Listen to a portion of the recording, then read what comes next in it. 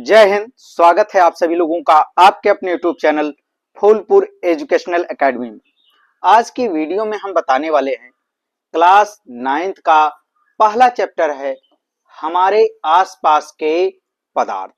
तो यह छोटे छोटे वीडियो में यह हमारा पहला लेक्चर है। छोटे छोटे वीडियो में आपके लगभग 7 से 8 लेक्चर में पूरा चैप्टर आपको अच्छी तरीके से पढ़ाया जाएगा ताकि आपको पूरा चैप्टर अच्छी तरीके से समझ में आ जाए। तो देरी ना करते हुए चलिए हम चैप्टर पर आते हैं। तो चैप्टर का नाम है हमारे आसपास के पदार्थ। तो सबसे पहले हम समझ लेते हैं कि पदार्थ या द्रव्य होता क्या है। तो यदि बोर्ड एग्जाम में आपको आ जाए यानी पेपर में आ जाए कि द्रव्य या पदार्थ किसे कहते हैं, तो इसकी अंग्रेजी जो होती है उसे क्या कहते हैं, मैटर कहते हैं। तो आप इसकी परिभाषा क्या लिखेंगे कि जिसमें द्रव्यमान हो। द्रव्यमान का मतलब होता है वजन, जिसमें क्या हो, द्रव्यमान हो। जैसे हमारे हाथ में क्या है, यह मार्कर है, तो यह मार्कर का कुछ न कुछ वजन है, कुछ न कुछ इसमें वजन, इसका भार कुछ न कुछ है। अच्छा, तथा जो स्थान घेरता हो, वजन के साथ साथ यह क्या करेगा, स्थान यानी जगह घेरेगा। तो इस मार्कर को हम हाथ में जब रख रहे हैं, हाथ पर रख रहे हैं, तो यह कुछ न कुछ क्या घेर रहा है, जगह घेर रहा है। तो यह आपका क्या कहलाएगा, पदार्थ कहलाएगा। तो उसे द्रव्य या पदार्थ कहते हैं। यानी जिसमें द्रव्यमान हो, जो स्थान घेरता हो, उसे क्या कहते हैं, द्रव्य या पदार्थ कहते हैं। जैसे उदाहरण के तौर पर आप क्या लिखेंगे, कुर्सी। कुर्सी को जब आप रख देंगे तो कुर्सी क्या करेगा, कुछ न कुछ जगह घेरेगा और कुर्सी का वजन भी होता है, उसमें द्रव्यमान भी होता है। मेज आपका, यह भी जगह घेरेगा और इसमें भी क्या रहेगा, द्रव्यमान रहेगा। कापी आपका, कापी भी रख देंगे, वह भी क्या घेरेगा, जगह घेरेगा और उसमें भी क्या रहेगा, द्रव्यमान रहेगा। कलम हो गया, पत्थर हो गया। अच्छा, यह बड़ा ही महत्वपूर्ण पॉइंट है, वायु। अब आपको थोड़ा सा आश्चर्य होगा, हालांकि ज्यादातर पेपर में, 9th के पेपर में अक्सर वायु के बारे में चर्चा जरूर कर देता है कि वायु पदार्थ है कि नहीं। तो आपको भी डाउट हो रहा होगा कि हवा पदार्थ कैसे है, क्या हवा जगह घेरता है? तो हाँ, हवा क्या करता है, जगह घेरता है। तो जो वायु होता है आपका, पेपर में आपको दे देगा कि सिद्ध कीजिए कि वायु पदार्थ है। तो वायु कैसे पदार्थ है, तो हमें क्या पॉइंट सिद्ध करना होगा, हमें 2 पॉइंट सिद्ध करना होगा। पहला हमें सिद्ध करना पड़ेगा कि वायु में द्रव्यमान होता है क्या, या वायु क्या करता है, स्थान घेरता है यानी जगह घेरता है। जब यह 2 चीजें हम सिद्ध कर लेंगे तभी हम कह सकते हैं कि जो वायु होता है वह पदार्थ होता है। तो आप करेंगे क्या, जैसे एक गुब्बारा ले लेंगे, क्या ले लेंगे, गुब्बारा ले लेंगे। गुब्बारा में आप क्या करेंगे, हवा भरेंगे। तो इसमें क्या होगा, गुब्बारा में हवा भर जाएगा तो गुब्बारा क्या हो गया, आपका फूल गया। तो जब हम गुब्बारे में हवा भरते हैं तो गुब्बारा क्या होता है, फूल जाता है। इसका मतलब मुंह से जो हवा निकल रही है वह गुब्बारे के अंदर क्या बना रही है, जगह बना रही है। इसका मतलब जो हवा होता है वह क्या घेरता है, स्थान घेरता है। इसके प्रकार से भी आप कह सकते हैं, इस तरीके से भी। या साइकिल का जो ट्यूब होता है, जब उसमें से हवा निकल जाती तो आप क्या करते हैं, पंप के माध्यम से इसमें हवा भरते हैं। तो जब हवा भरते हैं तो ट्यूब क्या होता है, फूल जाता है। ट्यूब क्या होगा, आपका फूल जाएगा। तो जब ट्यूब फूला, ट्यूब क्यों फूला, क्योंकि हमने पंप से ट्यूब के अंदर हवा भरा, तो हवा क्या किया, ट्यूब में स्थान घेरा, जगह घेरा, इसके कारण ट्यूब क्या हो गया, फूल गया। ठीक उसी प्रकार एक और महत्वपूर्ण एग्जाम्पल हम आपको बता रहे हैं।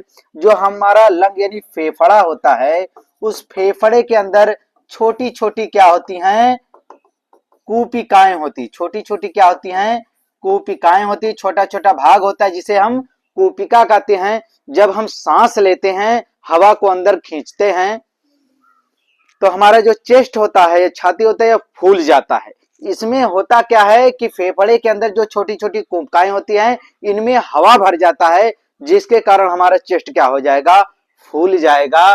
तो हवा क्या होता है, इन तीनों कारणों से आप क्या करेंगे, सिद्ध कर देंगे कि हवा क्या घेरता है, स्थान घेरता है। अब दूसरा पॉइंट हमें क्या करना है, यह सिद्ध करना है कि हवा में क्या होता है, द्रव्यमान होता है, वजन होता है। तो आप करेंगे क्या, एक लकड़ी ले लेंगे, उसको बीचों बीच धागे से बांध देंगे, एक तराजू नुमा बना देंगे, जैसे आपका तराजू होता है। अब उसके बाद दो सेम साइज के गुब्बारे रहने चाहिए। अब क्या करेंगे, एक गुब्बारा आपका पिचका हुआ हो, इसमें आप हवा मत भरिए, एक किनारे पर बांध दीजिए।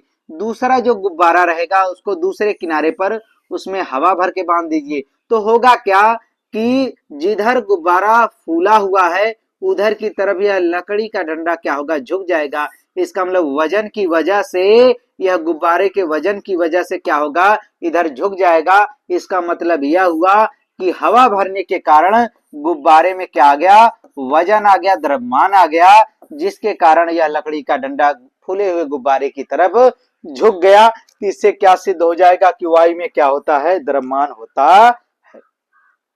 तो अगर यह वायु का पूछे तो आप इस प्रकार से क्या कर लेंगे, अच्छी तरीके से सिद्ध कर लेंगे। अच्छा, इसके बाद यह देखिए नीचे हमने कुछ महत्वपूर्ण पॉइंट लिखा है कि जो आपका प्रकाश होता है, ध्वनि होता है, गर्मी होता है, यह प्रकाश, यह जो है पदार्थ नहीं होता है। मैंने आपका प्रकाश, ध्वनि, गर्मी, यह पदार्थ नहीं होता। जो आपका प्रकाश यानी धूप है, तो धूप देखिए क्या वह जगह घेर लेती है या इसमें वजन होता है, तो नहीं होता है। प्रकाश को हम आंखों से देखकर क्या करते हैं, महसूस कर लेते हैं, हमें वह क्या होता है, अनुभव देता है। हमारे ज्ञानेंद्रियों द्वारा क्या करते हैं, इन सभी पदार्थों का हम अनुभव करते हैं, या हमें आंखों से प्रकाश दिखाई देगा। प्रकाश क्या है, एक प्रकार की ऊर्जा है। प्रकाश से हमें क्या मिलता है, एनर्जी मिलता है, ऊर्जा मिलता है। प्रकाश कोई वस्तु नहीं, कोई पदार्थ नहीं है। इसके बाद है आपका ध्वनि है। ध्वनि, अगर कोई हमें आवाज सुनाई दे रही है तो वह आवाज क्या स्थान घेरेगी, जगह घेरेगी? नहीं, आवाज जो है जगह नहीं घेरेगी। आवाज का अनुभव हम क्या करेंगे, अपनी कानों से करेंगे। अपनी कानों से हम क्या करेंगे, आवाज का अनुभव करेंगे, लेकिन आवाज कोई जगह नहीं घेरेगी, आवाज में द्रव्यमान नहीं होगा। गर्मी, गर्मी जो पड़ती है तो गर्मी हम क्या करते हैं, महसूस करते हैं, उसका अनुभव करते हैं। गर्मी कोई वस्तु या पदार्थ नहीं है। तो ऐसे वर्ड कभी कभी बहुविकल्पी में पूछ देता है कि बताइए निम्न में से कौन पदार्थ नहीं है, तो उनमें तीनों में से किसी को भी क्या कर देगा, लिख देगा। तो इन चीजों को आप अच्छी तरीके से ध्यान दीजिएगा कि कुछ चीजें ऐसी होती हैं जिनका अनुभव किया जाता है, वह पदार्थ नहीं होते, ना वो जगह घेरते हैं, ना उनमें स्थान होता है, माने द्रव्यमान होता है। तो पदार्थ कब कहलाएगा, जब द्रव्यमान हो, जब उसमें कुछ वजन हो और वह क्या घेरे, जगह घेरे, स्थान घेरे, तभी वह आपका क्या कहलाएगा, द्रव्य या पदार्थ, या इसी को क्या कहते हैं, वस्तु भी कहते हैं। आई होप आप इतने पॉइंट समझ गए होंगे। अब आगे चलते हैं, तो आगे हम समझते हैं पदार्थ का वर्गीकरण। पदार्थ का वर्गीकरण, वर्गीकरण का मतलब होता है बंटवारा। वर्गीकरण का क्या मतलब होता है, बंटवारा, माने यह पदार्थ को कितने भागों में बांटा गया। तो पदार्थ को दो तरीके से बांटा गया, एक भौतिक अवस्था के आधार पर और एक रासायनिक संगठन, संगठन माने कई लोग जुड़े हों इनके आधार पर। तो रासायनिक संगठन के आधार पर, भौतिक अवस्था के आधार पर पदार्थ को तीन भागों में बांटा गया। पहला है आपका ठोस, दूसरा है आपका द्रव, तीसरा क्या है आपका गैस है। लेकिन एक पॉइंट इसमें और समझिए, कुछ और भी अवस्थाओं की खोज हो चुका है। चौथी अवस्था क्या आपका माना जाता है, प्लाज्मा। क्या माना जाता है, प्लाज्मा। और पांचवी अवस्था का नाम है Bose Einstein, Bose Einstein condensate, Bose Einstein condensate. यह आपकी कौन सी अवस्था हो गई, पांचवी। चौथी प्लाज्मा, पांचवी बोस आइंस्टीन कंडेंसेट। लेकिन आप सिलेबस के आधार पर आप ठोस, द्रव, गैस इनके ही प्रकार और परिभाषाओं को पढ़ेंगे। यह दोनों आप क्या कर लीजिएगा, केवल याद कर लीजिएगा। कहीं न कहीं कभी कभी यह भी क्या करता है, पूछ देता है इन प्रकारों को भी। अब रासायनिक संगठन के आधार पर पदार्थ को कितने विभागों में बांटा गया है, दो। एक शुद्ध पदार्थ और एक है आपका अशुद्ध पदार्थ। जो आपका अशुद्ध पदार्थ होता है उसको क्या कहते हैं, मिश्रण कहते हैं। मिश्रण माने मिलावट, दो या दो से अधिक लोगों को क्या करना, आपस में मिला देना। तो जो शुद्ध पदार्थ होता है आपका, शुद्ध पदार्थ में क्या आता है, आपका तत्व आता है, यौगिक आता। शुद्ध पदार्थ में क्या आएगा, आपका तत्व और यौगिक आ जाएगा। अशुद्ध पदार्थ यानी जो मिश्रण है वह दो प्रकार का होता है, एक समांगी मिश्रण और एक आपका विसमांगी मिश्रण। तो इन सभी की परिभाषाएं हमको इस चैप्टर में पढ़ना है, यानी ठोस का, द्रव का, गैस का, तत्व का, यौगिक का, समांगी मिश्रण, विसमांगी मिश्रण, इन सभी के बारे में इस चैप्टर में हमको अच्छी तरीके से पढ़ना है।